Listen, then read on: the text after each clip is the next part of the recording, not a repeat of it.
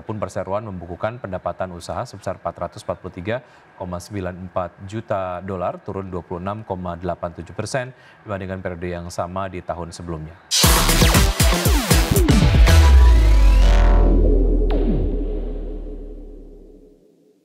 PT Harta Dinata Abadi Tbk atau HRTA resmi menjalin kerjasama dengan PT Sumbawa Juta Raya dalam pengembangan usaha logam mulia pada Kamis 28 Agustus lalu. Ya, mengutip keterbukaan informasi Bursa Efek Indonesia, pemirsa, kedua perusahaan menandatangani perjanjian kerjasama jual beli logam mulia. Manajemen HRTA berharap sinergi ini dapat memperkuat posisi perusahaan di pasar logam mulia sekaligus mendukung peningkatan kinerja operasional ke depan.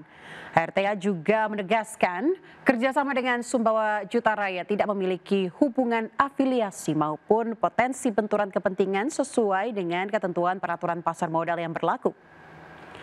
Sumbawa Juta Raya merupakan entitas usaha PT United Tractors Tbk atau UNTR yang tergabung dalam grup Astra. Perusahaan ini menjadi bagian dari lini bisnis pertambangan emas UNTR bersama dengan Agincourt Resources.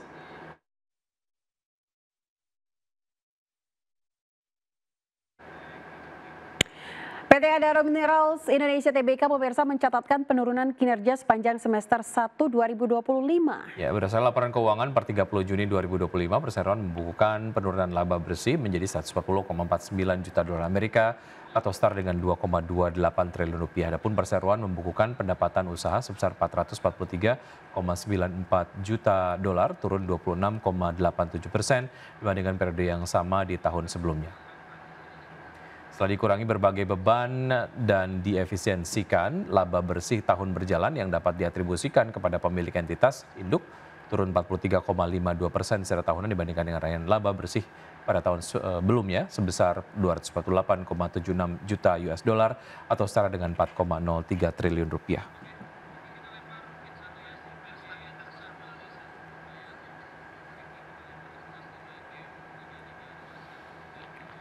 Ya, pemirsa, kita akan bergabung dengan Menhol Bursa Efek Indonesia akan mengikuti konferensi pers mengenai stabilitas pasar modal Indonesia bersama Menko Perekonomian. Iman Rahman, saya didampingi oleh emiten ada Pak Yusuf Hamka, ada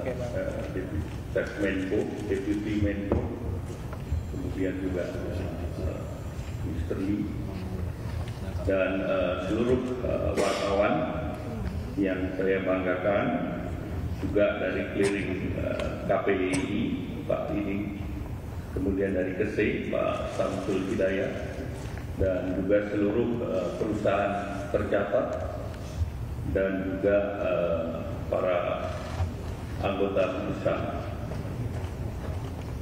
Pertama, saya selaku pribadi dan juga dari Kementerian dan Pasar Modal menyampaikan duka cita mendalam bagi para korban dan keluarga yang terkena dampak dari dinamika sosial dan politik yang terjadi di akhir pekan yang lalu.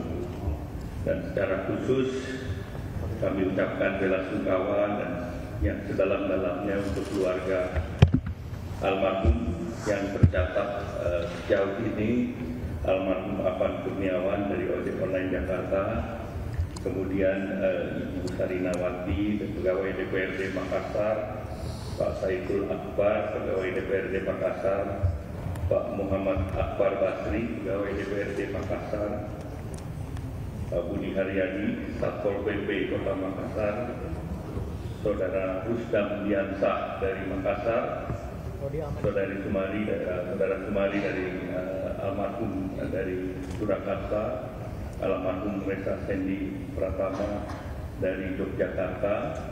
Dan untuk itu marilah kita sama-sama menghuningkan cipta, dan bagi yang beragama Islam mari kita bacakan Al-Fatihah.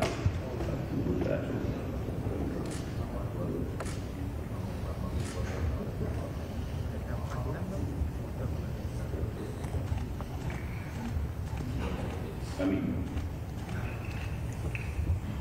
Peristiwa ini tentu merupakan pukulan berat bagi bangsa di tengah upaya membangun ekonomi yang kokoh dan berdaulat, dan tentu bisa dipahami terdapat kekhawatiran dan serta ketidakpastian yang dirasakan oleh baik itu masyarakat dan juga investor dan pelaku pasar.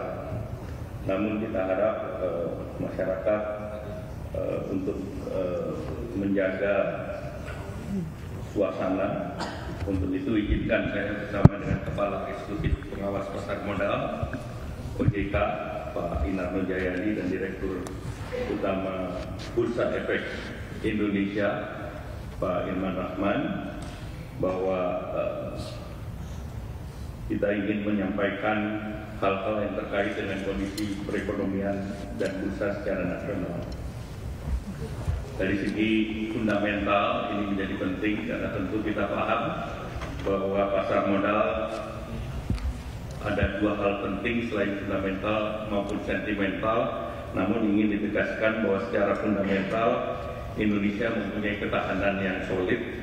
Kinerja kuartal kedua mencatat pertumbuhan 5,12% secara year on year dan dengan indikator utama seperti hari ini kita monitor PMI, Purchase Manager Index Manufacturer, ini sudah balik di atas 50%, 51,5%, itu didukung oleh ekspansi output dan permintaan baru dan yang bulan Juli kemarin di 49,2 sehingga ini sudah berbalik. Dan IHSG kemarin juga momentumnya selama minggu kemarin mencapai all time high. Jadi minggu kemarin kita ketahui di bulan tanggal 25 Agustus indeksnya 7.926 itu menguat 0,87%. Di 28 Agustus 7.952 menguat 0,2 dan kemarin pada hari Jumat saat demo besar itu turun 1,53% atau 7.830. Kalau kita lihat juga inflasi terkendali di 2,37% dan hari ini juga akan dirilis angka inflasi di bulan Agustus dan ini juga angkanya akan baik terkendali.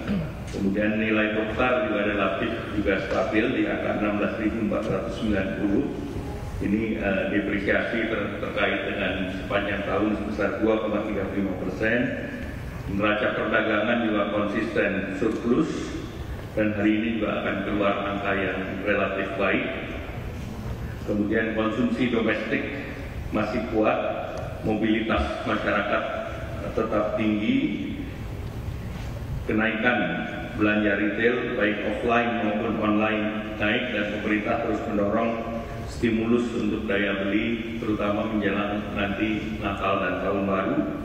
Dan di bulan Agustus ini program diskon 17% di perusahaan-perusahaan retail ini juga berjalan dan menjadi event yang meningkatkan perdagangan.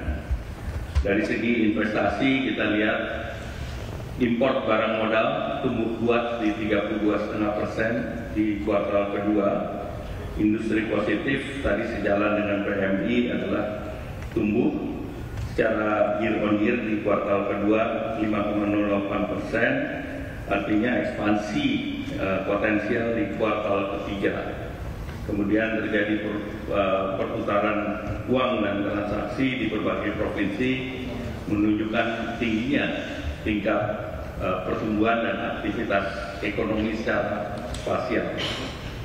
Terkait dengan situasi terkini dengan fundamental ekonomi yang solid, pemerintah yakin dampak dan dinamika sosial politik yang terjadi terhadap ekonomi harapannya bersifat jangka pendek dan pemerintah terus mendorong optimisme untuk jangka menengah dan jangka panjang.